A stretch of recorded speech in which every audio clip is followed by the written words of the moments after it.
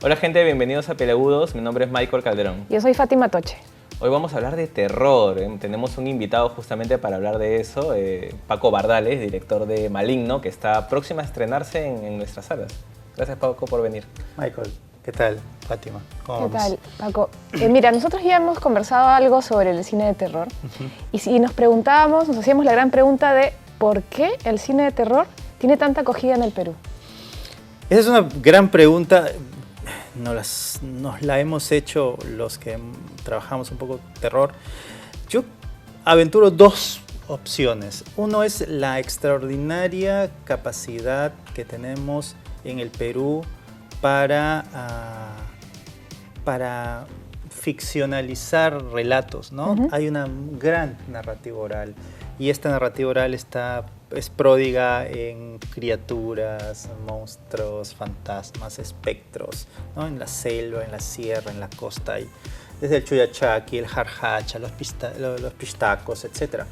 Esa es una, o sea, hay una narrativa oral muy rica, ¿no? Un folclore narrativo interesante.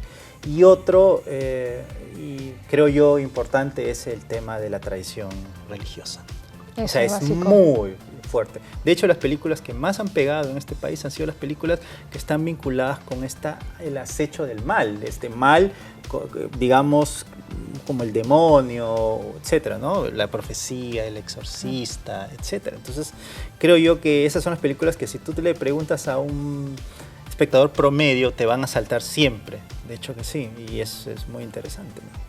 Ahora, existe una tradición dentro del público peruano de ver películas de terror y precisamente por eso, en un ánimo de revisar qué es lo que le gusta al público, hagamos como un comparativo entre películas clásicas de terror y las películas modernas, porque ciertamente no se parecen, o sea, son películas completamente diferentes. Si retrocedemos a clásicos como El Exorcista, El Resplandor o La Profecía, son películas de ambientación, son películas más que desarrollan una especie de drama para provocar un efecto, a diferencia de las modernas, que lo que buscan es, a partir de golpes de efectos, asustarte.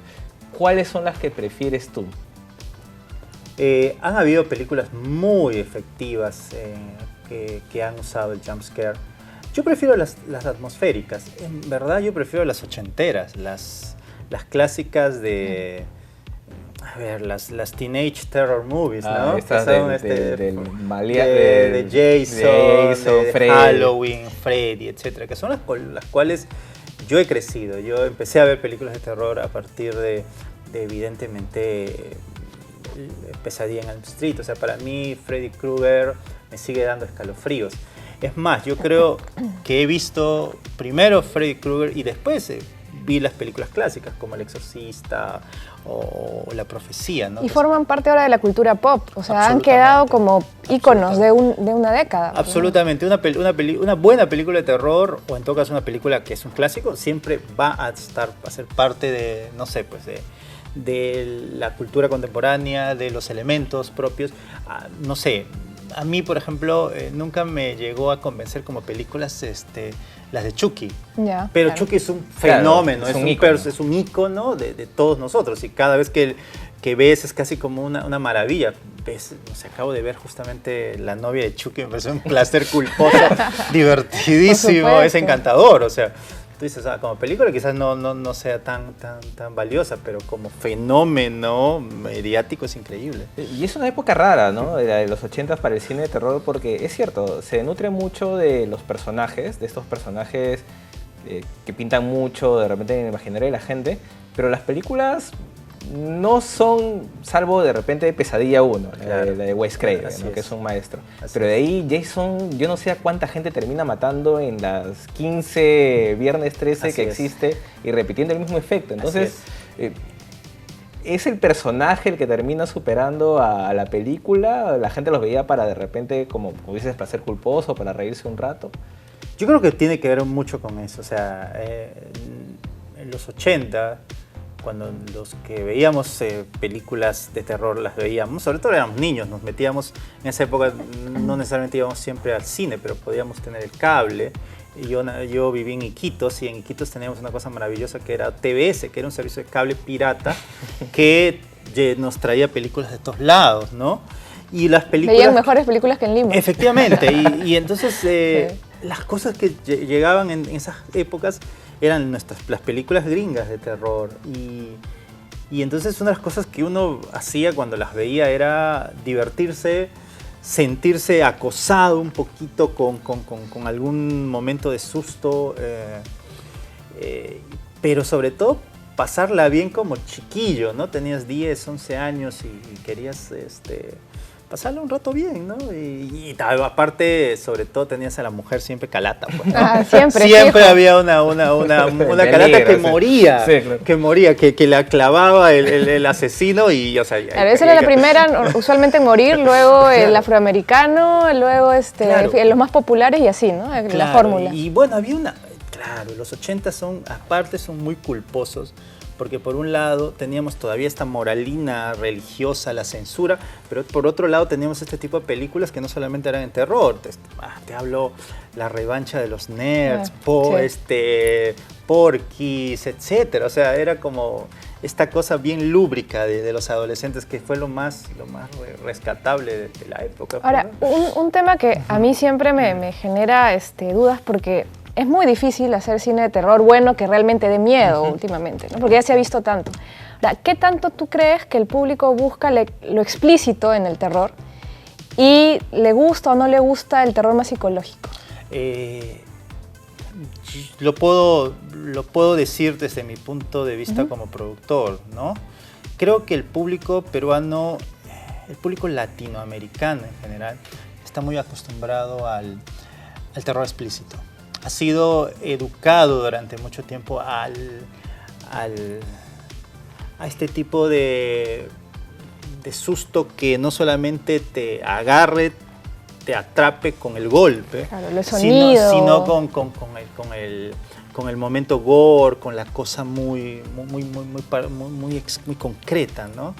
Y yo siento que plantearle una elaboración psicológica, otro tipo de planteamiento, necesita de alguna manera de un público que no necesariamente es el mayoritario del terror. Claro. De hecho, sí. Ahora sí creo que el público de terror, y sobre todo el público peruano, es un público muy exigente, sea en terror explícito o sea en terror psicológico. Entonces, porque como tú dices, de hecho, el peruano es un consumidor muy constante de cine de terror. Claro, ve Entonces, una todas las semanas. se ve todas las semanas películas de todas partes del mundo. Cualquier película que llegue de cualquier lado del mundo, la va a ir a ver. O sea, tiene su público. Y entonces, tienes películas de, pues no sé, de Europa o de Asia o de no sé de dónde, que están compitiendo con La Bruja, por ejemplo, que es una cosa mucho más elaborada, más sutil. Claro, y si ves películas como It Good Follows Night, o claro, Babadook, o Good a la Night gente Mami, como que es una película increíble. O sea, que tienes, es difícil entrar, es medio hanekiana, o sea, tú qué dices. Y ante eso hay como un público, o sea, Claro. hay públicos para todo eso. Pero sí creo que toda película que llega al Perú de terror le va bien en la medida de las expectativas que tiene, ¿no? Y teniendo en cuenta esa diferencia que existen entre no solamente las películas clásicas de terror, sino las modernas, sino entre las propias modernas, que las puedes dividir en dos, entre las que se estrenan todas las semanas, más estas que son como La Bruja, Buenas noches mamá o Babadook, que además son películas de prestigio y que han sido premiadas, son películas que vienen respaldadas por premios y buenos comentarios. Cuando te toca hacer cine, es difícil pasar de un lado a otro, de repente querer hacer un tipo de película más cercano al que te gusta, pero sentirte tentado para complacer a la gente, terminar haciendo algo más de efectos, que es el que se estrena todas las semanas. Yo creo que, de hecho, o sea, uno se hace la pregunta. En mi caso, trato siempre de hacer un equilibrio. Yo creo definitivamente que el cine no es un oficio individual. El cine es un oficio colectivo en el cual no solamente estás involucrado tú como director, sino hay una productora, hay una distribuidora, hay unos exhibidores, hay un público que siempre está como planteándote una línea, ¿no? Sin embargo, esa también es es el gusto y es el placer de poder dentro de estas, si se quiere, compartimentos, poder plantear situaciones alternativas. Me parece que lo curioso del público es que el público siempre busca de por sí lo efectivo, pero poco a poco te empieza a pedir más. Otro tipo de cosas. Y te pide más en la misma situación misma, en la misma película te pide más. Lo cual tú en algún momento me parece, ¿no? que es casi como un reto, y eso es un reto bien interesante, porque el reto creativo es, sí, dale efectividad a tu película, pero al mismo tiempo plantéate elementos que puedan quedar. Yo siento que eso es probablemente el derrotero que siga el cine de terror, al menos que se hace en este país en los últimos tiempos. Tratar de alguna manera, no de modo radical, pero sí de modo paulatino, ir planteando cosas nuevas, ¿no? Eso es muy importante, porque tú, Paco, además eres un tuitero muy activo, además nos conocemos hace años de esos ámbitos. ¿Cómo manejas particularmente tú el feedback que te da la gente en redes sociales de tus proyectos? ¿Y cómo los incorporas o no los incorporas en futuros iniciativas? Efectivamente, yo creo que las redes sociales han cambiado mucho de todo el feedback que uno recibe de cualquier situación, cualquier acto creativo. Yo no sé, me pongo a preguntar o en todo caso en algún lanzamiento tú encuentras información y dices, ¿te gusta o no te gusta?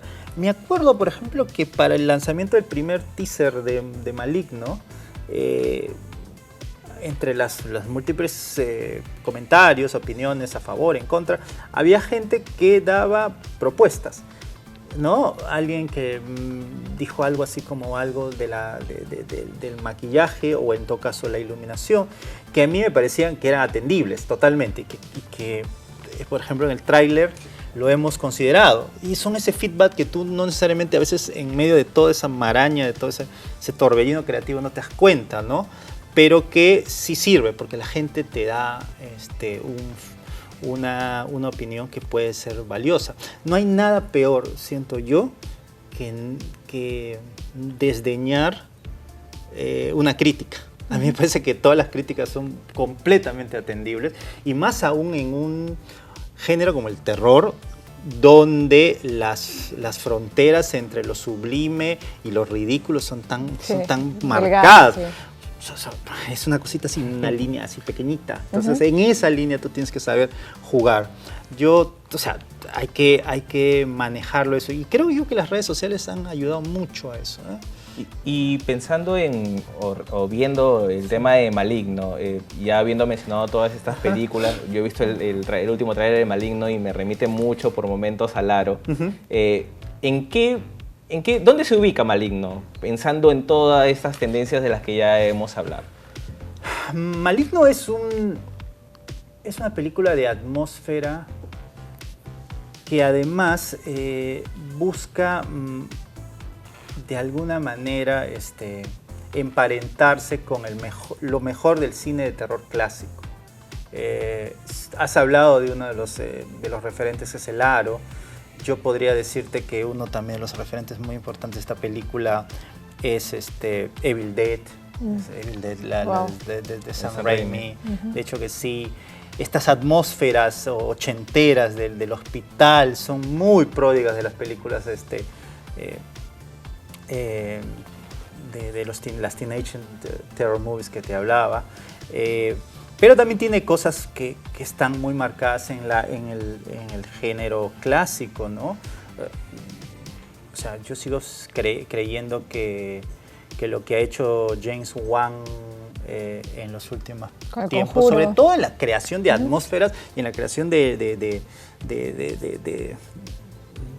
ambientes, es increíble, O sea, y siento yo que, no sé, es el derrotero que nos ha permitido romper por un momento con lo que se estaba haciendo con el famoso found footage.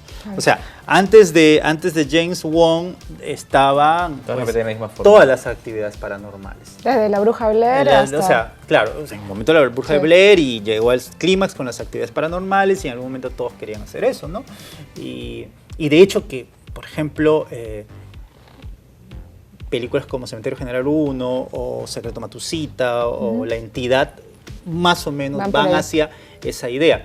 Ahora yo creo que, por ejemplo, cosas como Cementerio General 2, No estamos solos, más bien se emparentan un poco con el trabajo que últimamente estaba haciendo Wan y gente parecida, ¿no?